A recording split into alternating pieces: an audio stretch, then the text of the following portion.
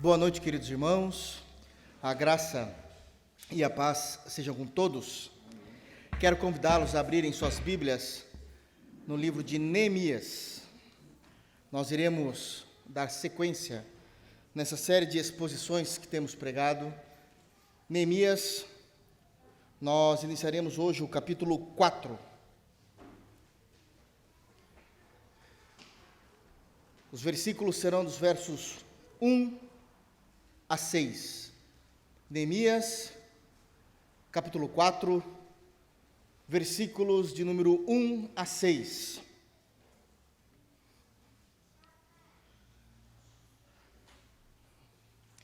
Por favor, depois de lido o texto, mantenham as Bíblias abertas, por gentileza. Amém? Todos abriram? É importante que todos acompanhem. Diz assim o texto bíblico, versículo de número 1. Tendo Sambalate ouvido que edificamos o muro, ardeu em ira e se indignou muito e escarneceu dos judeus.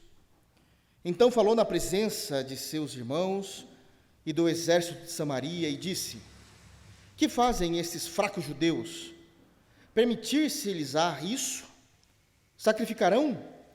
Darão cabo da obra num só dia? Renascerão, acaso, dos montões de pó as pedras que foram queimadas? Estava com ele Tobias, o amonita, e disse: Ainda que edifiquem, vindo uma raposa, derrubará o seu muro de pedra.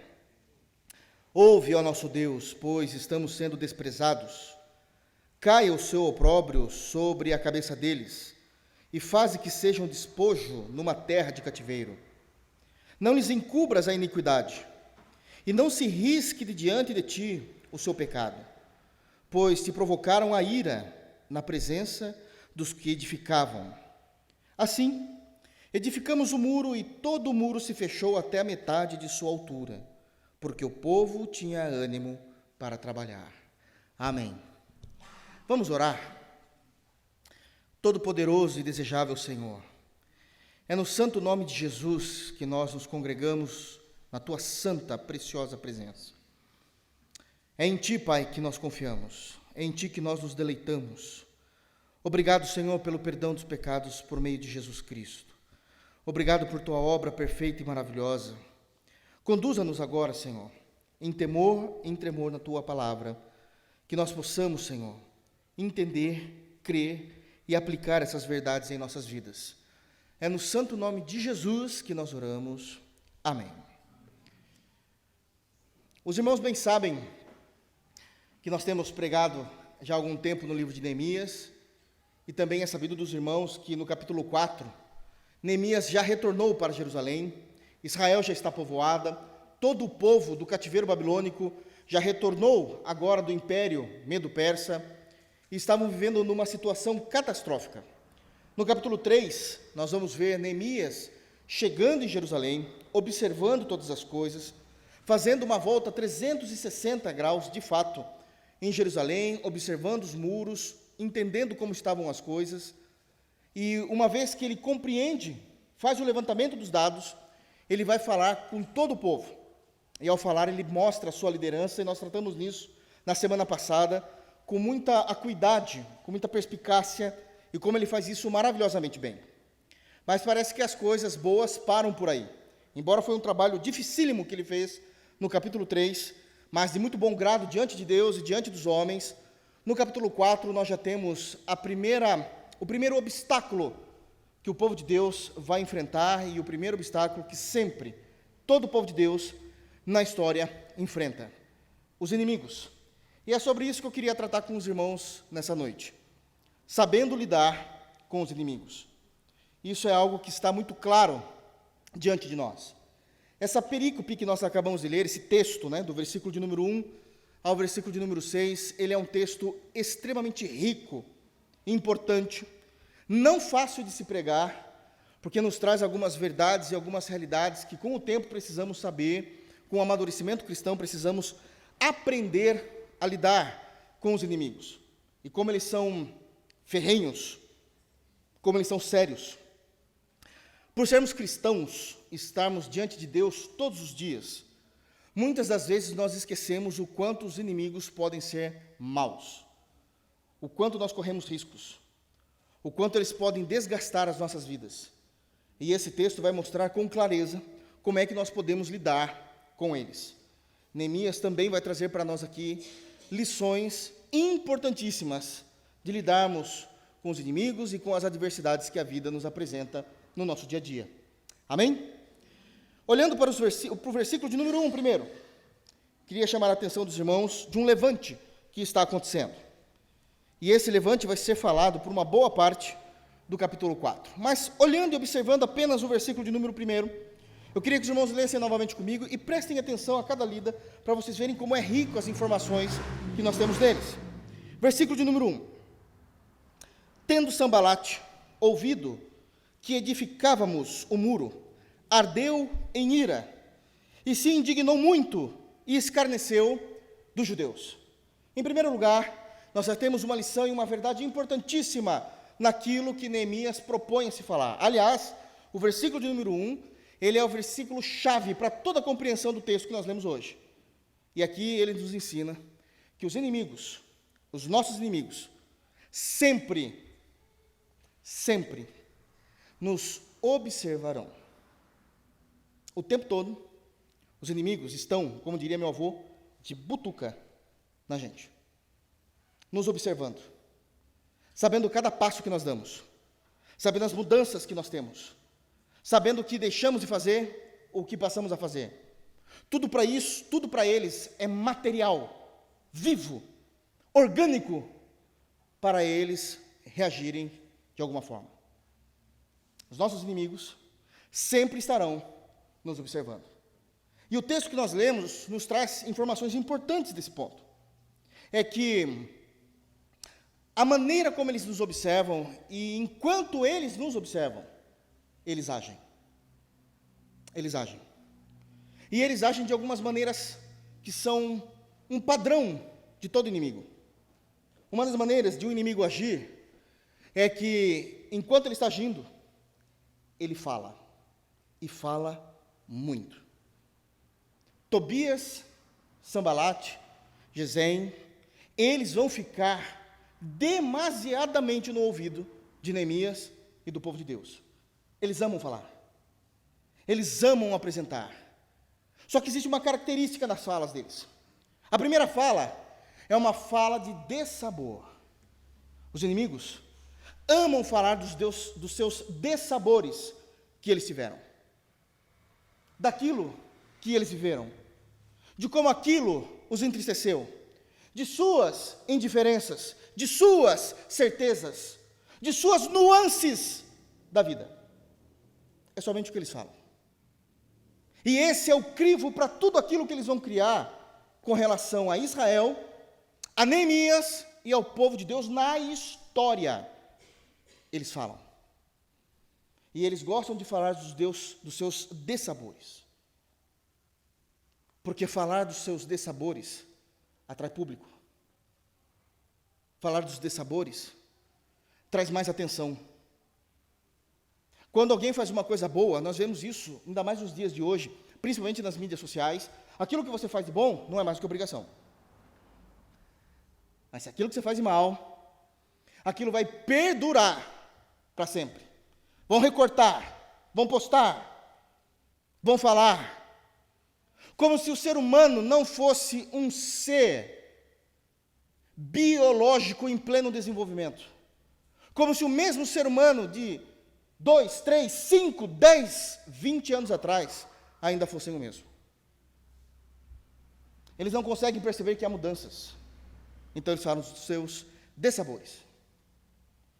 Mas os inimigos não falam apenas dos dessabores. Neemias também nos mostra outras coisas que esses inimigos falam. Neemias nos mostra que o tempo todo o falar deles é somente críticas. Críticas o tempo todo. Mas não é uma crítica construtiva, lembrem-se, nós estamos falando de inimigos. Não é uma crítica construtiva. Sempre é um juízo de valor. Um juízo de crítica, eles mesmos evidenciam, eles mesmos colocam o réu e eles mesmos sentenciam. Porque aquilo que eles falam é a verdade, baseado em suas próprias críticas. E o tempo todo é assim. Nós vamos perceber que tudo que eu estou falando aqui no versículo de número 1 vai se cumprir até o versículo de número 6. Tranquilamente e notoriamente nós vamos ver isso. São apenas levantes de críticas, como se o ser humano fosse inexorável, e isso é importante. Nenhum ser humano é inexorável. O que é isso? Nenhum ser humano está detido em não mudar.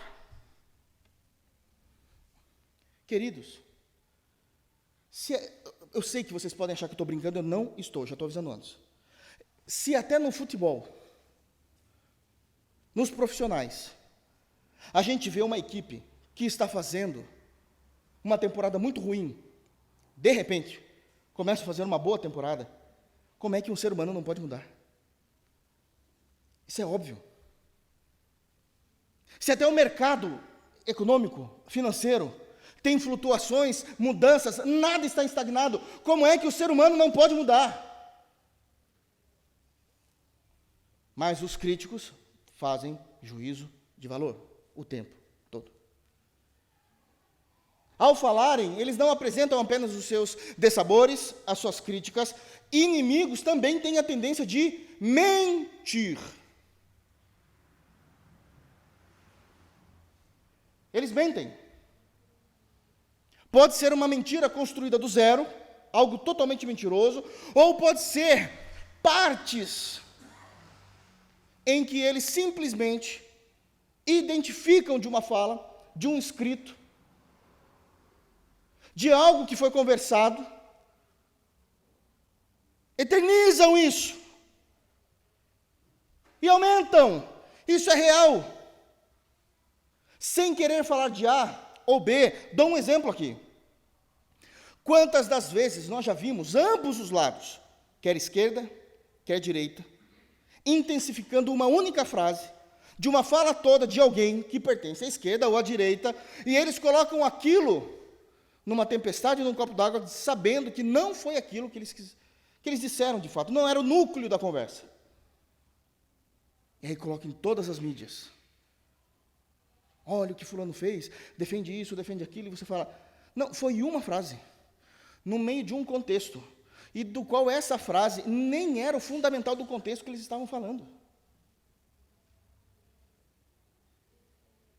Porque eles estão o tempo todo nos observando e procurando aonde podem nos acusar.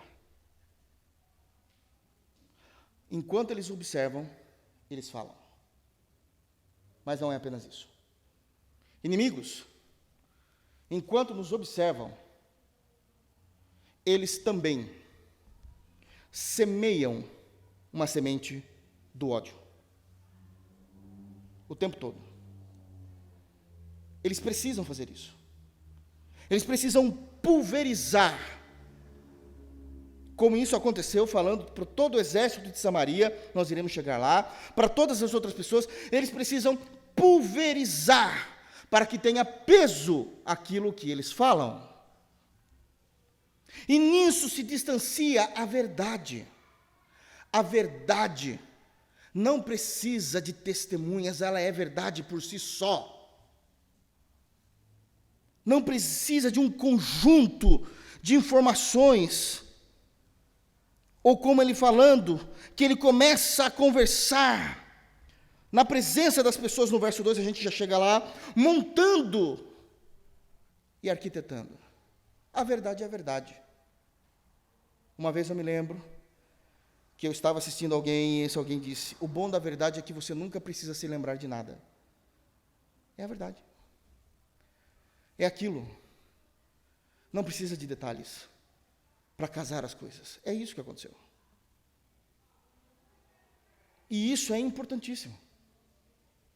Porque querem semear. E inimigos ao nos observarem, porque eles estão ouvindo, eles estão querendo saber o que Neemias estava falando no capítulo 3. Sanbalat ouviu, estava observando, estava atento. E ao observar, eles falam, eles semeiam ódio, eles criam arapucas para nos pegar. Estratégias, maneiras. Quantas vezes eu ouvi, eu vou dando corda, para que no momento certo eu possa cortar. Estratégias, estratagemas. Eles sabem como fazer. Não importa o que eles precisam, mas eles sabem o momento certo, usar isso no momento certo, porque eles estão o tempo todo nos observando. A gente acha que não, mas eles estão. Eles estavam observando o povo de Deus, eles observam a igreja, eles observam você, eles observam a mim, eles observam você no trabalho, eles observam você na família, eles observam você na igreja, eles observam você em todas as esferas da sua vida, porque eles querem algo para falar. Inimigos são quase como que, não estou dizendo que são, quase como que paparazzis da nossa vida, stalkers, buscando informações o tempo todo daquilo que podem tirar de nós. Chegando-se até o limite da tragédia. Inimigos, eles querem nos matar. Se puder, eles querem tirar a nossa vida. Desejam a nossa morte. Desejam punições terríveis. Acidentes horríveis acontecendo conosco. Assim como desejavam com o povo de Israel. Sanbalat, Tobias eram pessoas do mal. Eles não estavam brincando com o povo de Deus, não estavam. Eles estavam arquitetando o mal. Inimigos nos estão observando o tempo todo. E ao observar, eles agem. Mas qual é a motivação dessas ações? O verso 1 ainda fala, dizendo que, ouvindo que edificávamos o muro, aqui é Neemias falando, ardeu em ira, e se indignou muito, e escarneceu dos judeus. A motivação é que tudo o que é bom, que nós possamos fazer para eles, isso é motivo de ira. E não apenas de ira. O texto diz que é motivo de indignação. E aqui começam as falas. A semente do ódio, as arapucas, e até estratégias para tirar a nossa vida. Mas não apenas indignação, eles zombam de tudo o que estamos fazendo. Eles escarnecem. Eles vão fazer tudo ficar superficial daquilo que estamos fazendo. Notem comigo, para que isso aconteça, é necessário entendermos um ponto importantíssimo com relação aos inimigos.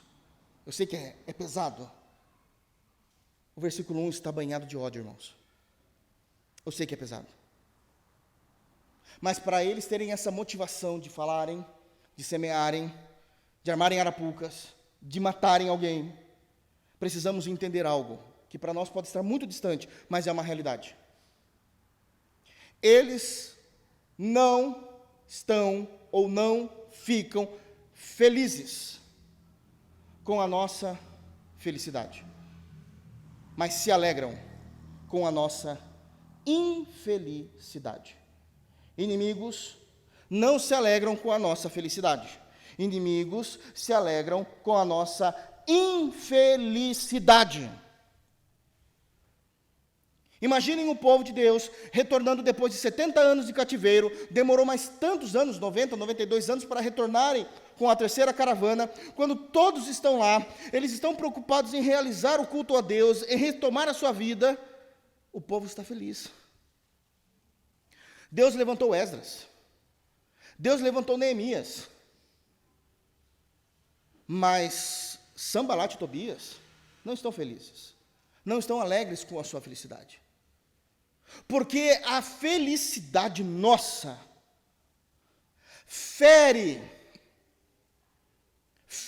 as leis morais dos nossos inimigos. Ele não merece ser feliz. Ele não merece sorrir. Ele merece ser infeliz, estar cabisbaixo, chateado, judiado. É isso que ele merece. Não merece a alegria. Inimigos não se alegram com nossa felicidade. Inimigos se alegram com a nossa infelicidade. Não é apenas isso. Inimigos não se alegram quando nós estamos bem. Eles se alegram quando nós estamos mal. Porque eles sabem da nossa vida. Eles sabem cada passo. Há informações sobre nós. E não se alegram quando nós estamos bem. Quando nós estamos caminhando dia após dia. Que é a graça de Deus sobre nós. Eles se alegram quando nós estamos mal. Tudo isso vai ser falado até o versículo 6.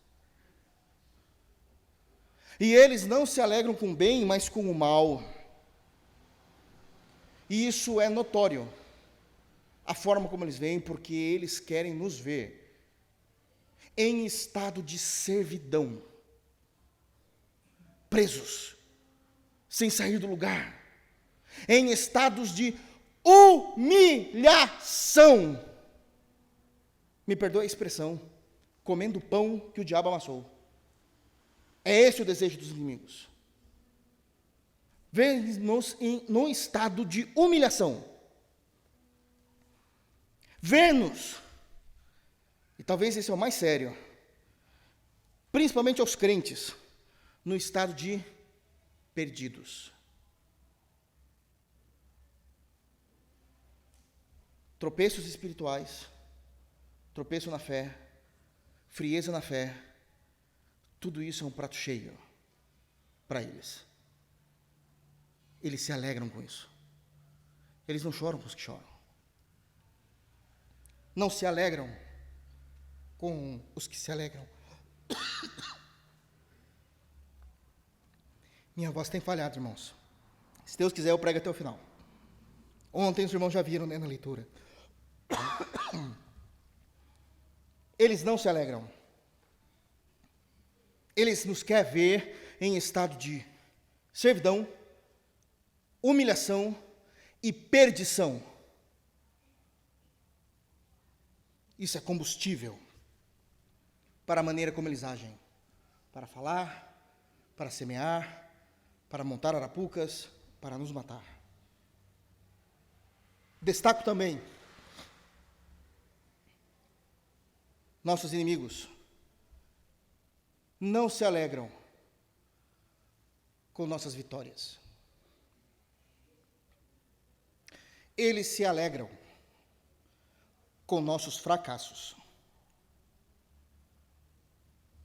Porque as nossas vitórias evidenciam conquistas, evidenciam lugares alcançados. Nossas vitórias evidenciam a graça de Deus sobre nós, a bondade de Deus sobre nós, a misericórdia de Deus sobre nós. E eles falam, não a eles. Eles são dignos do juízo, do castigo. Não há graça para eles. Porque tem sempre uma visão inexorável, como se nunca houvesse mudanças. E isso é terrível. eles nos observam. Ao nos observar, eles agem. Ao agir, eles falam, semeiam, criam arapucas e podem tentar matar-nos. A motivação deles é a ira, a indignação e a chacota, como está escrito no final do versículo de número 1. Porque eles não se alegram com a nossa felicidade, com o nosso bem, e nem com os nossos triunfos, nossas vitórias, mas se alegrariam com as nossas infelicidades, com o nosso mal e com nossos fracassos. Precisamos saber lidar com os inimigos. Por último, e aqui um adendo muito importante: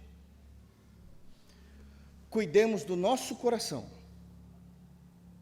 para que você ou eu não sejamos o inimigo, não sejamos o sambalate na vida de alguém. Cuidemos, porque ninguém está livre de não ser como Sambalate e Tobias. Amém, queridos? Vamos ler, continuando, versos 2 e 3. Então eles escarneciam dos judeus, e continua Neemias falando a respeito de Sambalate, especificamente. Então falou na presença de seus irmãos e do exército de Samaria, e disse: que fazem estes fracos judeus? Permitir-se-lhes a isso? Sacrificarão? Darão cabo da obra num só dia? Renascerão acaso dos montões de pó as pedras que foram queimadas? Estava com ele Tobias, o amonita, e disse: ainda que edifiquem, vindo uma raposa, derrubará o seu muro de pedra. Em segundo lugar, o modus operandi dos inimigos é avacalhar, achincalhar nossas pessoas. O modus operandi dos inimigos é avacalhar, irmãos, desmoralizar, achincalhar o tempo todo. É isso que fazem. Isto não é conduta cristã.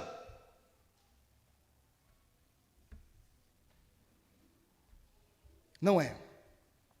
Aliás, para conseguirem desmoralizar, avacalhar, eles precisam de pessoas. E é exatamente isso que o Sambalate está fazendo no versículo de número 2.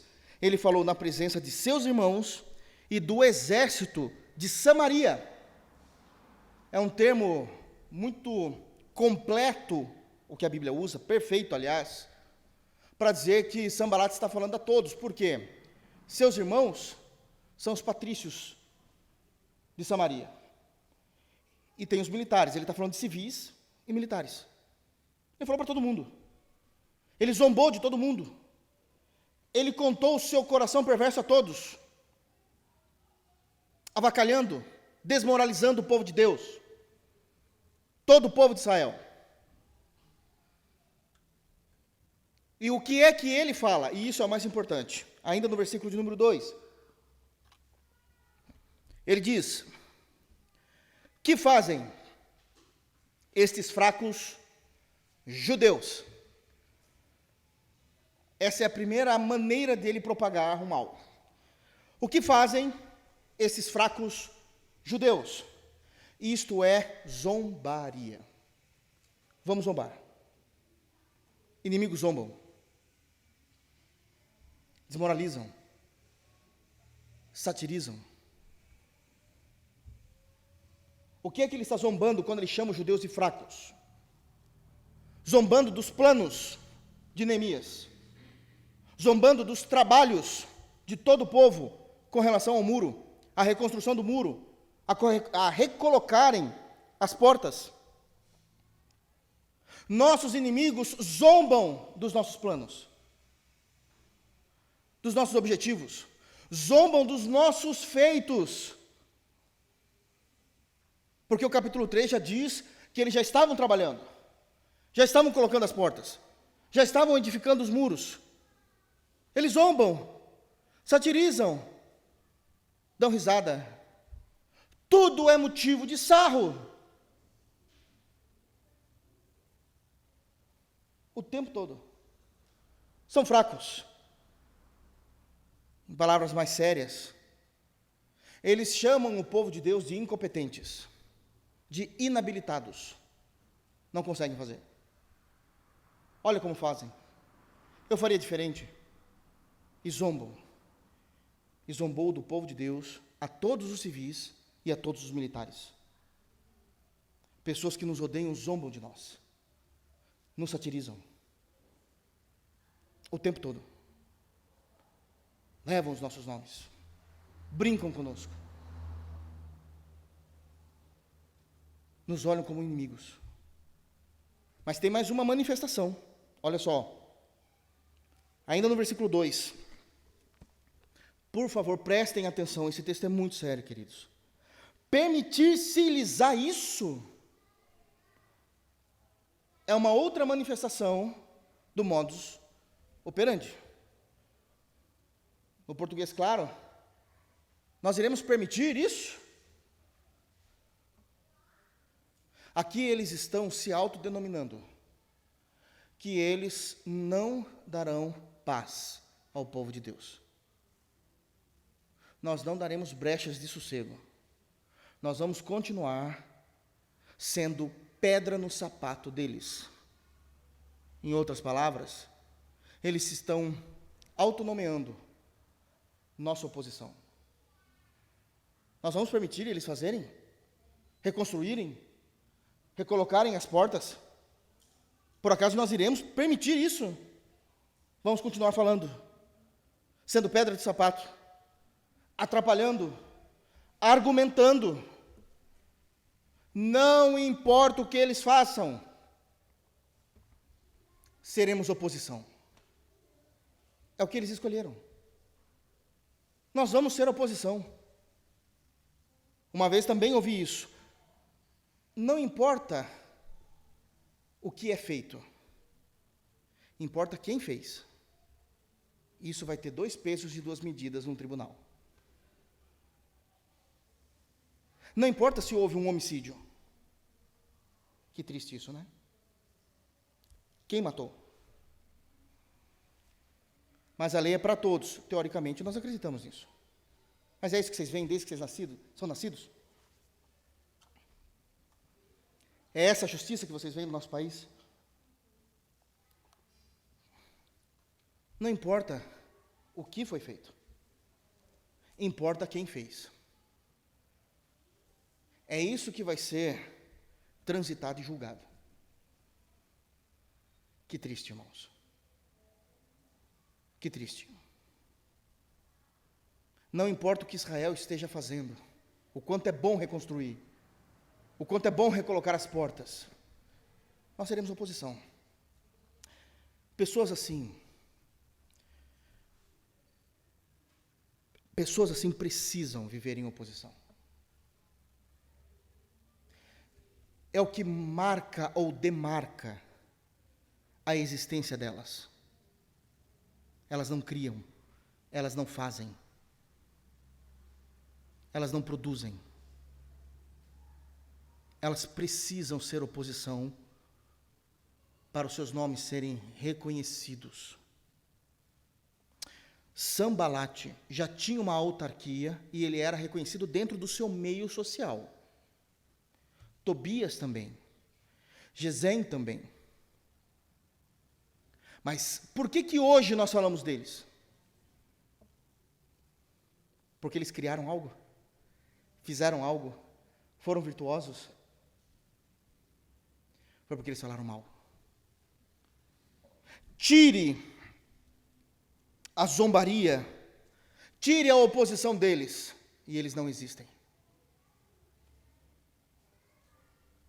Terrível coisa é isso, mas é real. Permitiremos, por acaso, isso? Eles continuam. Eles não. Sambalate continua, ainda no verso 2. Sacrificarão.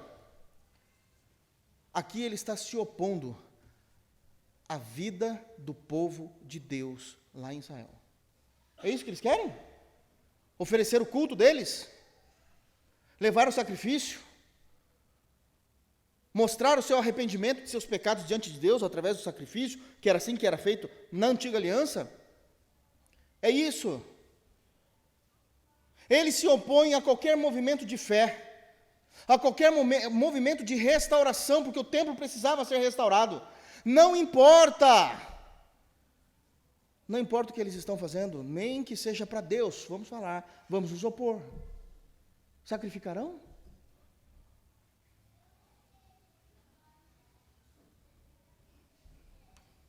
Continua, darão cabo da obra num só dia. Isso aqui é muito sério. Darão cabo, ou seja, finalizarão a reconstrução de todo o muro de Israel e a recolocação das portas, num só dia, e aqui ele ridiculariza o povo de Deus. Isso é trazer ao ridículo. Irmãos, nós lemos o capítulo 3. Nós fizemos a leitura e a exposição do capítulo 3. Em nenhum momento, a fala de Neemias foi uma fala de motivação e coaching do século 21. Em nenhum momento Neemias falou, rapaziada, é o seguinte, se a gente pegar isso daqui, olha Israel, a gente consegue, 2, 3 dias a gente levanta os muros, coloca as portas. Ele falou isso? Isso é loucura, não se faz isso. A gente reconstrói, coloca, não se faz isso.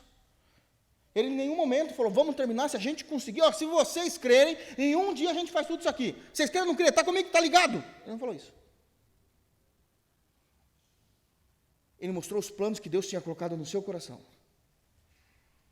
Mas Sambalate está fazendo um questionamento e trazendo eles ao ridículo, expondo eles ao ridículo. Por acaso eles vão acabar a reconstrução em um só dia? E aqui a gente aprende uma coisa importante. Existem pessoas, que elas vão ouvir o que elas querem ouvir e vão ver o que elas querem ver. Neemias não falou nada disso. Eles só ouviram o que queriam, viram o que queriam e concluíram a partir daquilo que eles queriam. Em nenhum momento Neemias falou isso. Eles concluíram. Nossa, eles são tão bons. Então agora eles vão terminar o muro em um dia. Agora eles vão fazer tudo isso. Nossa, como eles são bons, hein? Agora eles vão fazer. Agora eles começaram. É só crítica. Agora eles engajaram. Agora, entendeu? Não há graças a Deus. É só expor ao ridículo. E a última fala de Sambalate, nesse texto que nós lemos até o versículo 6, ele termina dizendo, prestem atenção na seriedade. Aqui a gente já vê a exposição, de fato, na prática, do que o verso 1 estava falando. Todos esses pontos em que ele vai abrir e falar, criticar, semear o mal, nos versos 2.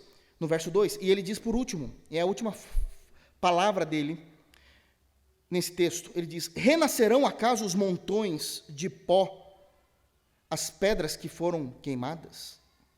Renascerão acaso dos montões de pó, as pedras que foram queimadas? Sabe o que ele está falando? O que está feito, está feito. O que foi feito, foi feito. Não há restauração para Israel. Não há renovação para esse povo. Ele é o juiz. Porque é aquela visão do inexorável, é imutável, nada muda, nada anda. Não há graça de Deus para eles. Por acaso eles vão conseguir refazer os montões de pó que foram destruídos por Babilônia? Se reerguerem? A resposta é sim. E fizeram. Porque Deus era com eles.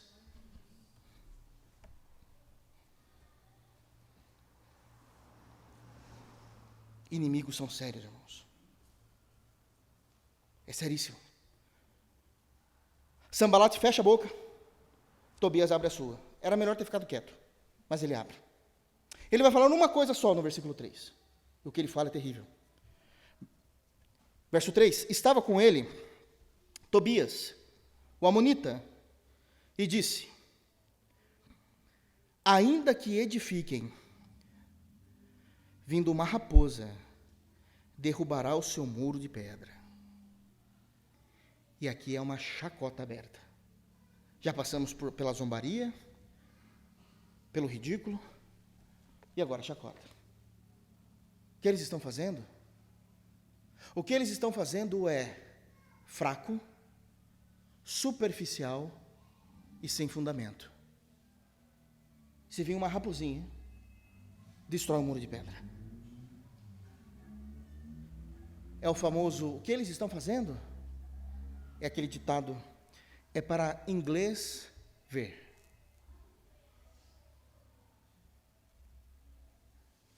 Porque eles estão trazendo um juízo crítico, um juízo de valores. Não estavam na reconstrução, não ajudaram Neemias, não estavam com aqueles cabeças do povo, que estavam responsáveis cada um por um muro, mas estão tecendo críticas. Eles amam fazer isso. Terceiro lugar, quero ler com os irmãos, por favor, os versos 4 e 5. E aqui, Neemias para de narrar o que Sanbalat e Tobias estavam falando, e ele começa a orar. E ele diz, versos 4 e 5, ouve, ó nosso Deus, pois estamos sendo desprezados, caia, presta atenção, olha aqui, ó, caia o opróbrio é vergonha de Deus, caia o seu opróbrio, aquilo que eles estão te envergonhando, Deus, sobre a cabeça deles, e faze que sejam despojo numa terra de cativeiro. Não lhes encubra a iniquidade, e não se risque diante de ti o seu pecado, pois te provocaram a ira na presença dos que edificavam. E esses são os dois versículos mais difíceis de se pregar. Porque se nós fôssemos, lá vai eu, né? Uma igreja, ainda que respeitemos, mas uma igreja de teologia dispensacionalista, eu iria dizer que esses dois textos não teriam valia para os dias de hoje. Não, isso não. Isso foi na dispensação passada. Agora é só amor. Só love, só love. Mas não é isso que as Escrituras dizem. Por isso que nós cremos no aliancismo. E eu sei, e falo então em terceiro lugar, que a oração é uma arma poderosa contra os nossos inimigos. Eu sei que não é a primeira arma que a gente gostaria de usar. Eu sei que a gente pensaria em outras estratégias. Mas nós somos crentes em Jesus. E nós apresentamos tudo em oração diante do Pai. E é exatamente o que Neemias está fazendo, porque ele crê que o Pai nos ouve, ele crê que o Pai nos vê, ele crê que o Pai nos percebe. E ele leva isso em oração diante de Deus. Porque a oração é uma arma poderosa contra os nossos inimigos. E ainda que não seja a primeira arma que queremos utilizar, ela é poderosa em Deus. Agora, eu preciso explicar esse texto para os irmãos. A oração que Neemias está fazendo é uma oração de juízo. É uma oração solicitando o juízo de Deus sobre pessoas. Nós chamamos isso de uma oração imprecatória. na teologia. Pastor, o que é uma oração imprecatória? E aqui eu quero falar com muito cuidado com os irmãos, porque eu necessito agora, eu falo isso diante de Deus e dos homens que são vocês, da maturidade de vocês, para vocês entenderem. Uma oração imprecatória é um tipo de oração que nós clamamos a Deus para que Deus venha com a sua justiça sobre homens, sobre nações.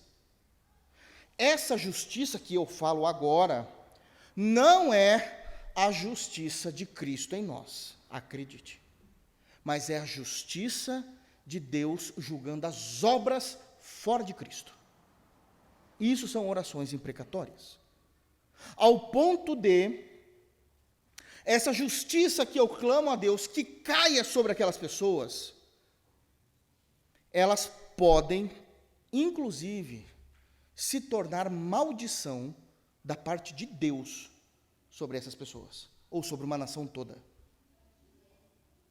Eu sei que é um tipo de oração que nos assusta por causa de Mateus, capítulo 5, versículo 44, e aqui é a disputa de séculos.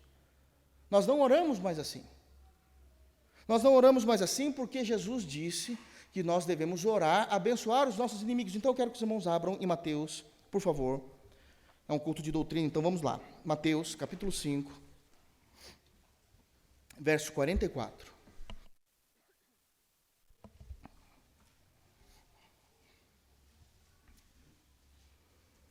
Vamos ler o que o Senhor nos ensina. E precisamos ter muita delicadeza para lidar com os textos. Mateus, capítulo 5,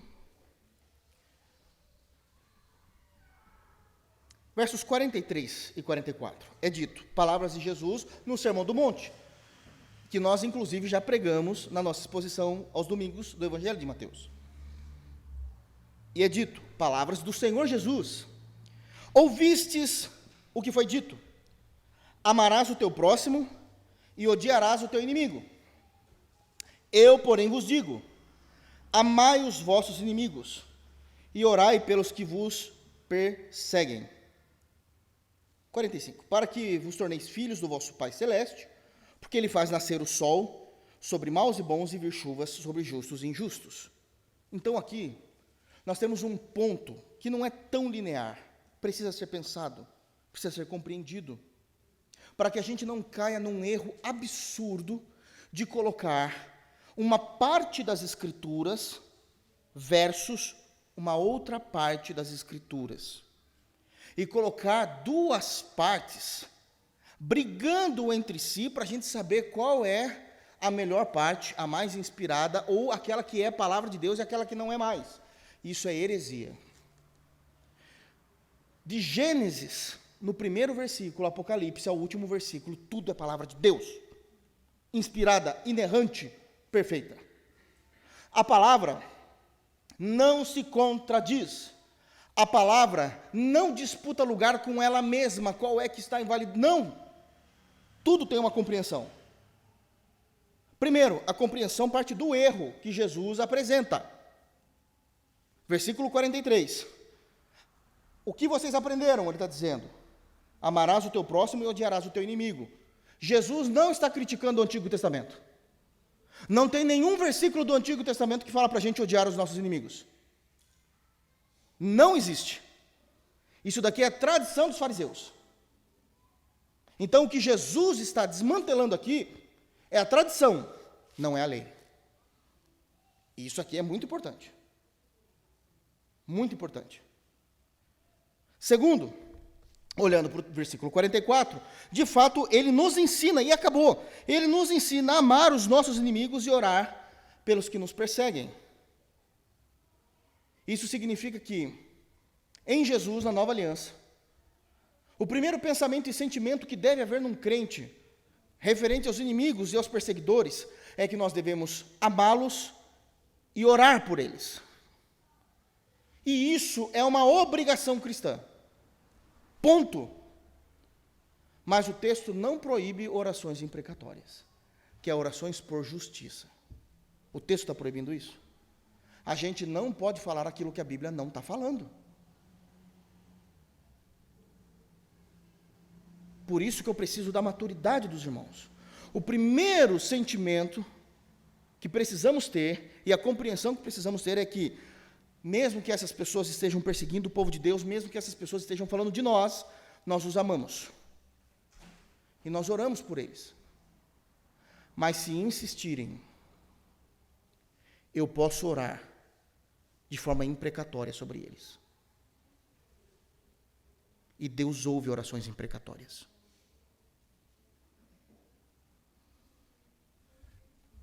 Jesus não proíbe esse tipo de oração. Qualquer pessoa que diz, olha, mas Jesus mandou, é a pessoa que só lê o versículo sem entender o contexto, sem entender a tradição de fariseus, e possivelmente é um dispensacionalista. Ruim de Bíblia. Porque os dispensacionalistas são muito honestos quando leem e sabem que não era disso que estava se tratando.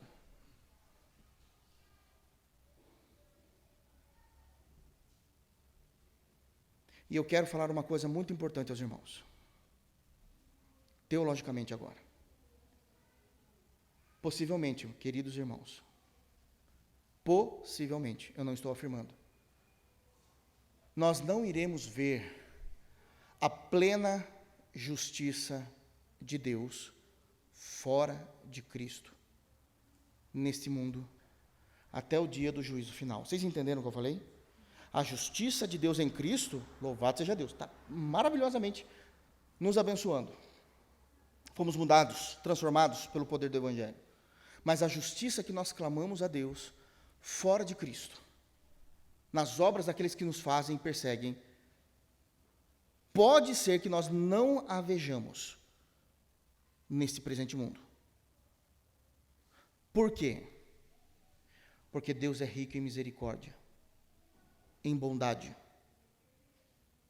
E é uma chance para o pecador se arrepender de seus pecados, suas obras, suas blasfêmias. Mas se ele não se arrepender, a certeza que nós temos é que em um dia, no dia que o Senhor escolheu, de acordo com Romanos capítulo 9, naquele dia que ele escolheu, ele vai mostrar a sua grande ira e seu grande poder. Mas isso não significa também que Deus só vai fazer isso neste dia. Ele pode fazer isso na história, como fez e faz. Nós só não podemos dar certeza que sobre aquela oração que nós fizemos, Ele vai fazer. Mas podemos confiar, porque Ele pode fazer. A sua justiça sobre as más obras. Isso é muito importante.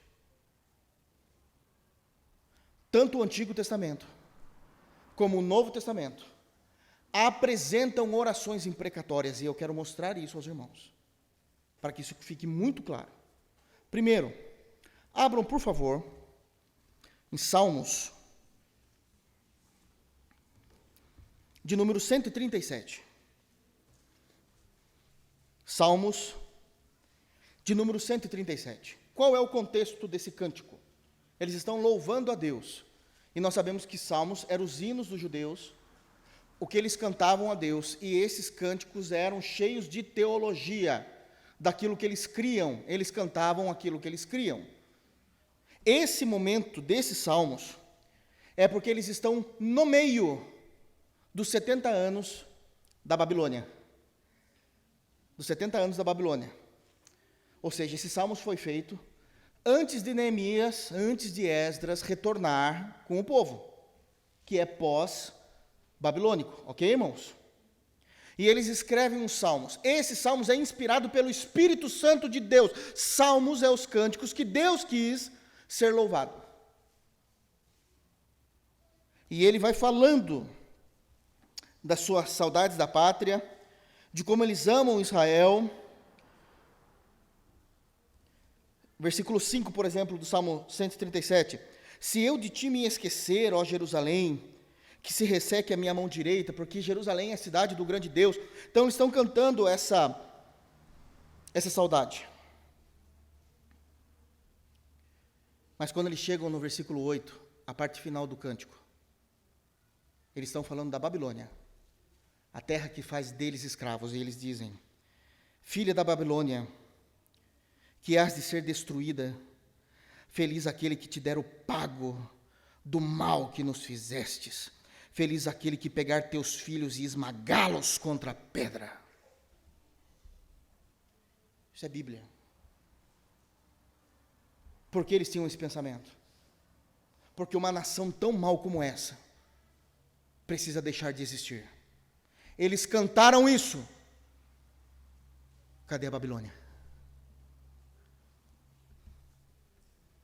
Deus ouve orações imprecatórias. Isso significa que eles não amaram os inimigos? Eles deram chances.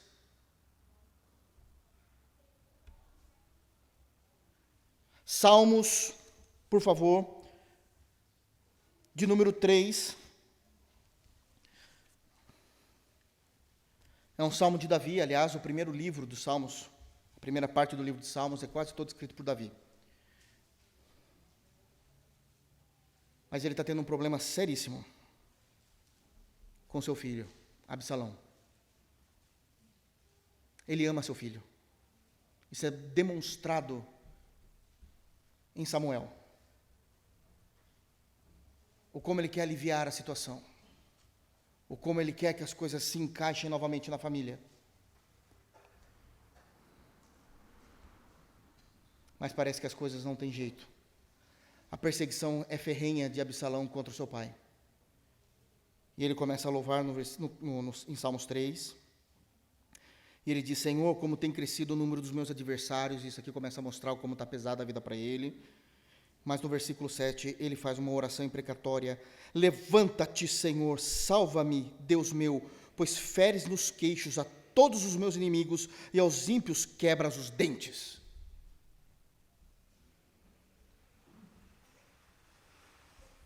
Ah, o pastor está com discurso de ódio. Para com essa bobagem.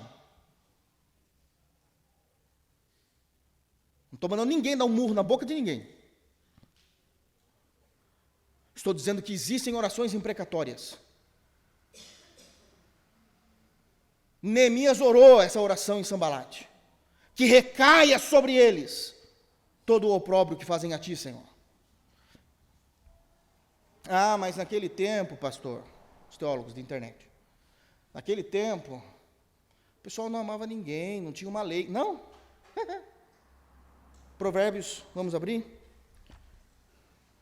Provérbios 25, versículo 21. Isso aqui é a palavra de Deus. Provérbios 25, 21.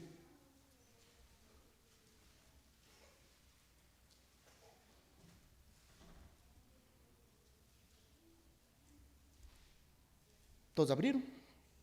Olha o que é dito. Se o que te aborrece se aquele que te odeia é o seu inimigo, tiver fome, dá-lhe pão para comer. Se tiver sede, dá-lhe água para beber. Sabe quem repetiu isso? Jesus.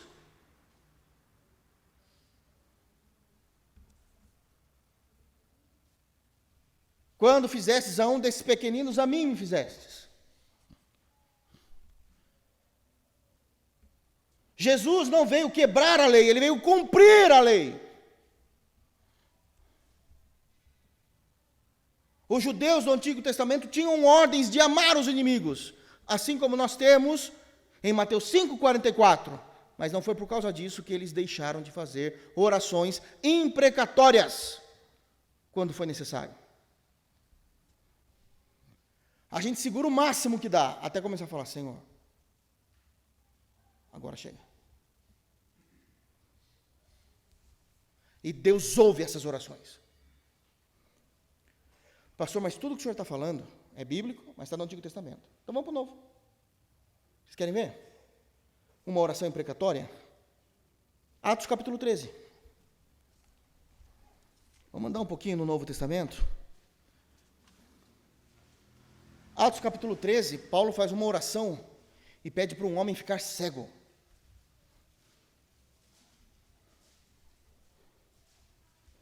É o mesmo Paulo que fala que eu tenho visto do amor que vós tendes para conosco. Amém, é uma verdade. Mas tudo tem um limite. Em Atos capítulo 13, versículo 4, eu só vou ler, não vou expor, diz assim, aqui é a primeira, aliás, isso aqui já é a primeira viagem missionária de Paulo, tá, irmãos? Na primeira ele já não dá mole. Enviados, pois, pelo Espírito Santo, prestem atenção, Paulo foi enviado por quem? E Deus ouve a oração de Paulo. Então, mas Paulo aí foi maligno. Não, ele estava sendo guiado pelo Espírito Santo.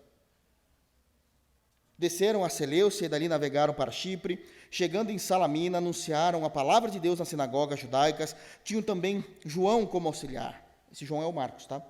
Havendo atravessado toda a ilha, até Pafos, encontraram certo judeu, mágico, falso profeta. Olha que nível de judeu, né? O cara já é mágico, feiticeiro. Falso profeta de nome Bar-Jesus, filho de Jesus. Olha que beleza. O qual estava com o procônsul Sérgio Paulo, já estava do lado do Império Romano, que era homem inteligente. Este, tendo chamado Barnabé e Saulo, diligenciava para ouvir a palavra de Deus, mas opunha-se-lhes Elimas, o mágico, porque assim se interpreta o seu nome, procurando afastar da fé o procônsul. Ele proibia o procônsul de ouvir o evangelho pregado por Paulo.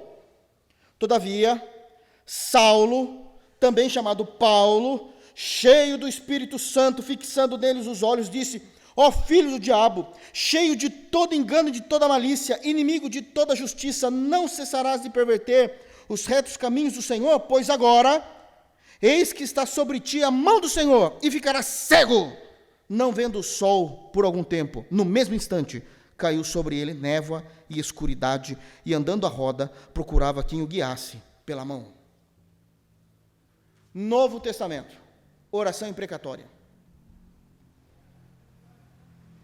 Vamos voltar um pouquinho, Atos capítulo 5, vocês sabem a história, Ananias e Safira, venderam um terreno e mentiram a Deus, sem necessidade. Eles não precisavam dar o terreno, era só ficar para eles, pronto. Simples, mas quiseram fazer bonito. Cortesia com o chapéu dos outros. Aparecer. Verso 3 do capítulo 5 de Atos. Então disse Pedro, um outro apóstolo: Ananias, por que encheu Satanás teu coração para que mentisses ao Espírito Santo, reservando parte do valor do campo? Conservando porventura não seria teu? Você não precisa dar, é teu. E vendido não estaria em teu poder? Como, pois, assentastes no coração este desígnio?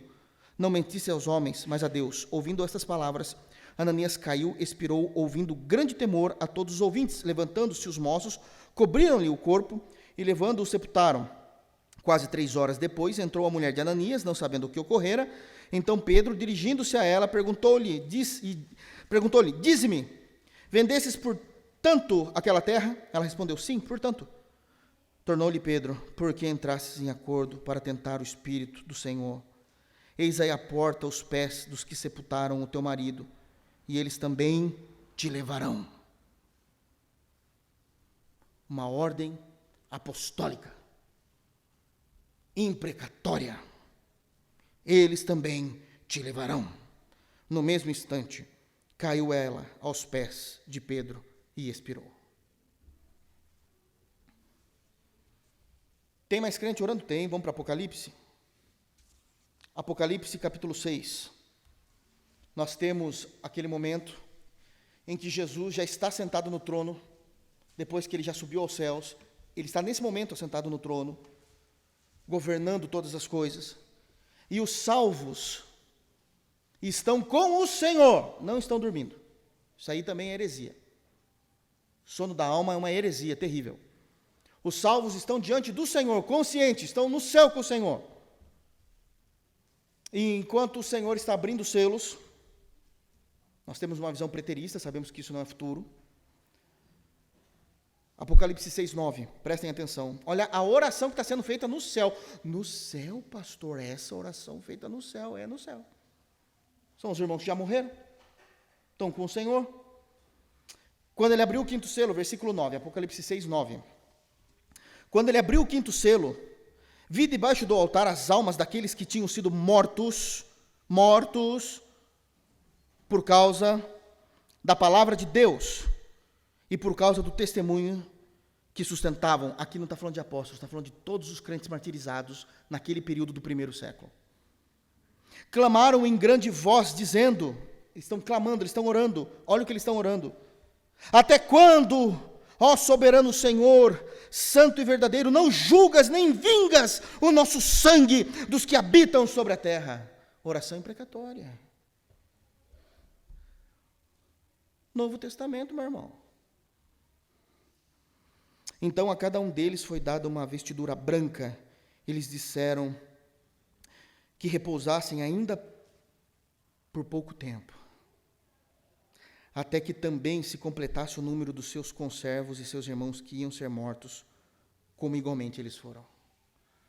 Deus tem um juízo reservado a todos aqueles que foram martirizados. Deus vai honrá-los porque morreram pela palavra. Deus está ouvindo a oração desses servos lá na glória. Até quando, Senhor? Não vai vingar o meu sangue. Eu vivi pelo Senhor. Calma. Infelizmente, tem mais alguns que vão morrer por causa da palavra. Mas eu vou vingar vocês. Aqui é uma demonstração que não é uma vingança para esse tempo. É para o juízo. Mas Ananias e Safira não teve essa sorte. Não tiveram, né? Essa sorte. Nem o Elimas, o judeu mágico. Nem os inimigos de Israel. Nem a Babilônia. A oração de Neemias, queridos. Vamos voltar lá para encerrar. A oração de Neemias não é uma oração inválida. Não estou dizendo que vocês vão sair daqui orando imprecatoriamente para todo mundo. Eu estou dizendo que vocês vão amar os inimigos. Vocês vão orar pelos que os perseguem. Mas eu sei que pode ser que eles não parem. E que isso comece a atrapalhar sua vida, sua família, seus filhos. Vocês podem clamar por justiça. Deus virá ao seu socorro. Por último, versículo 6, e terminamos. Assim edificamos o muro, e todo o muro se fechou até a metade da sua altura, porque o povo tinha ânimo para trabalhar. Assim como a oração é uma grande arma contra os inimigos, a ação é uma grande arma contra os inimigos também. A oração não exclui a ação, desde que seja uma ação bíblica. Não importa o que Sambalat está falando, não importa o que Tobias está falando. Está acabando a voz, está no momento certo mesmo, né? O que Tobias está falando. Quem é que está falando? Você sabe onde Deus te colocou. Você sabe como Deus te levantou, da onde Ele te tirou. Continuem. Continuem. Continuem. A motivação dos irmãos foram essas. Sambalat está falando. Tobias está falando. Não importa. Eu sei em quem eu tenho crido. Eu sei a minha história. Eu sei quem eu sou diante de Deus.